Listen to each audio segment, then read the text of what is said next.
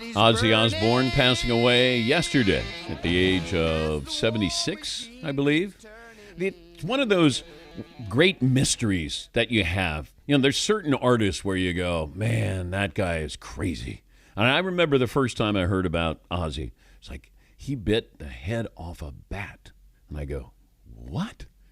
And then all of a sudden, he had to get shots, rabies shots because he bit the head off I don't know if he did bite the head off a bat, but there was always this mystery of Ozzy Osbourne. What does he do when he goes home? Does he live in a dungeon? What is he up to? And then all of a sudden, you had the Osbournes that came out. Totally ruined what I thought the vibe was going to be with Ozzy Osbourne. Where you see this guy kind of shuffling around the kitchen. Sharon! Got the little dogs that are crapping on the floor. And, he needs help with everything. They have to have closed caption, putting his, translating what he's saying. And you go, oh, no. That's not our rock star Ozzy Osbourne.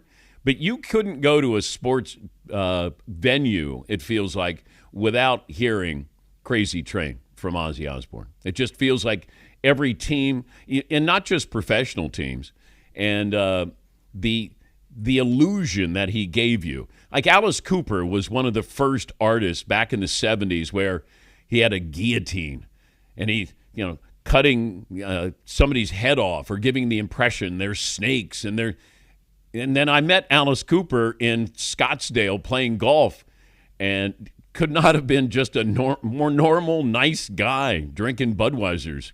And see, sometimes when I don't want to be behind the curtain with some of these artists and realize that they're into macrame or they're going to be knitting or something in a rocking chair or something. Yes, Paulie. Fritzy and I were talking about it. We were little kids when Ozzy Osbourne and Black Sabbath were hitting. So we didn't know the music, but you could not know who Ozzy Osbourne was. I remember he was like a nightmare tale for kids. Or remember Kaiser Soze? He was he's the crazy guy from London who bit a head off a bat in concert, and you didn't have to know anything about music to know who he was and be a little intimidated or scared by his presence. I heard he got 50 rabies shots in the neck, or like those kind of crazy stories are going around. Yeah, I don't think it was the music as much for a lot of people. Now, obviously, diehard Black Sabbath fans, but I think for the general public, they knew about Ozzy because he supposedly bit the head off a bat, and then people knew him for his show, which was a great reality show. I mean, that was very entertaining, but it did ruin the image of who I thought Ozzy Osbourne was going to be. You're putting subtitles up there, and you're going, I don't know what he said. And they finally put it up there. I think that's what he's saying here. Yes, Marvin. I think Ozzy Osbourne is probably a generational gap for a lot of people because there's probably younger kids that are like, oh, the guy from the Osbournes, and probably their dads or their moms are like, no. He was somebody before the Osbournes reality show. Yeah. Black Sabbath, Ozzy, age of 76. And he had one last concert a couple of weeks ago. And I felt bad for him. Now, they were raising money, and I think they raised a lot of money. But, I mean, they really had to wheel him out there and have him perform one more time.